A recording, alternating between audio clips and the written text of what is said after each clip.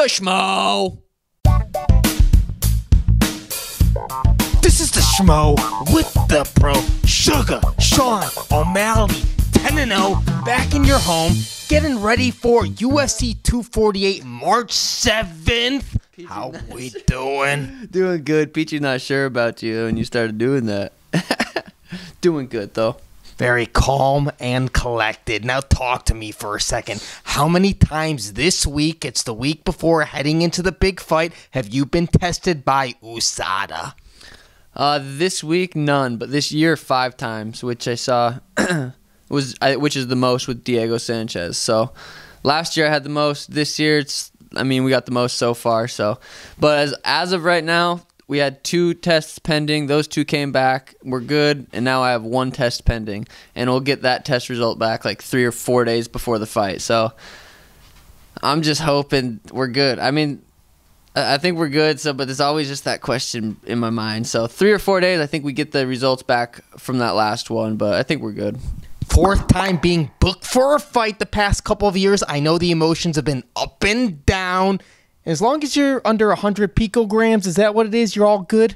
Exactly. Under 100, and it's considered a negative test. Excellent. Now your opponent, Jose Quinonez. What are you expecting out of him when you guys dance March 7th?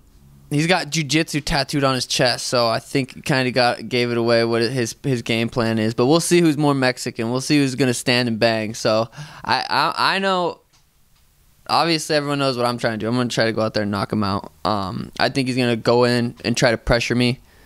If he can pressure me, he was getting backed up by a dude who was like 5'3" in his last fight. So if that dude could back him up and land shots, it's going to be a long and short night for him.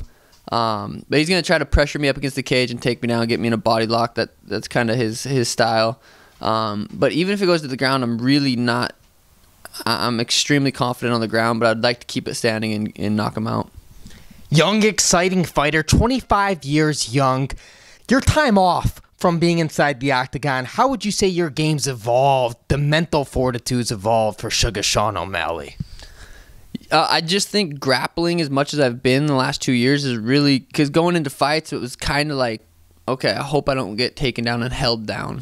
Like, that was kind of always in my back of my mind, like, God, I don't want to get taken down, just held down.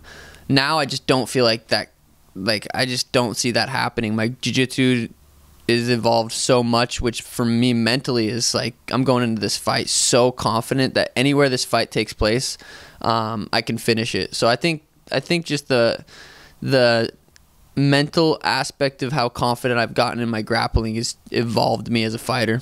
Speaking of that grappling, the last time we saw you was in December, Quintet Ultra, getting that submission over Takanori, Gomi, Team UFC. That grappling has evolved. I know that's helped your confidence, man. What'd you make of that experience? Yeah, I got to choke out Takanori, Gomi, and then I got to go the distance with Gilbert Melendez. And then I got a heel hook or ankle lock Hector. Just jokes, he got me. But no, that whole experience was so fun. Being able to, like, I knew going into those I was gonna be able to perform really well. So it was nice to be able to go and show everyone else, like, okay, he is getting good. Like, I think it opened a lot of people's eyes. And you had Anthony Rumble Johnson on that team. You had Clay Guida on your team. You had Anthony Lionheart Smith. Rumble, did he talk about when he's returning to the UFC? Is he talking about getting that itch to go back and compete? He talked about it a couple times here and there. I don't know. This game you have to really want to, okay, I'm going to go in there and get in a full training camp and get into a fight. So I don't know if, I feel like you got to be 100% mentally into it. I couldn't tell. He seems like he wants to. I mean, it sounds fun. It always sounds fun, but really when it comes down to it, when you're like, okay, I'm going to make that comeback, it's got to be for real. But Gilbert Burns, he was on our team also, and he was probably the best grappler there. That dude's a stud. I'm excited to keep watching him compete. Very exciting welterweight Gilbert Burns and his brother Herbert, also in the UFC. Yeah, that was a sweet knockout. His last fight, that was badass. It's good stuff. Now talk to me for a second. Top of the Bantamweight division, a lot of people making noise about Henry Cejudo fighting Jose Aldo. Of all the guys at the top making the rumblings, the Corey Sandhagens, the Aljamain Sterlings, the Petr Yans, who do you think is most deserving of that title shot?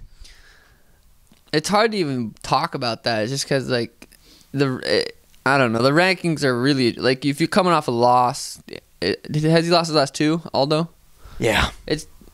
I don't know. I love the UFC and I love how they put the fights that people want to see, but do people really, like, I don't know, do people really want to see Henry Cejudo versus Jose Aldo? I saw that fight and it's not fair to the top guys that are winning fights. It really isn't, and I personally don't really, I mean, I'll probably watch it, so I guess I can't say I don't really care to see it because I'll watch it, but I don't know. I think it's just like Henry's just not really a draw, and I don't know that from business standpoint. I'm just saying, like, when I think of fighters, like Izzy's fighting soon, I'm like, I want to watch that. Even Yoel, I'm like, I want to watch that. But Yoel was coming off multiple losses.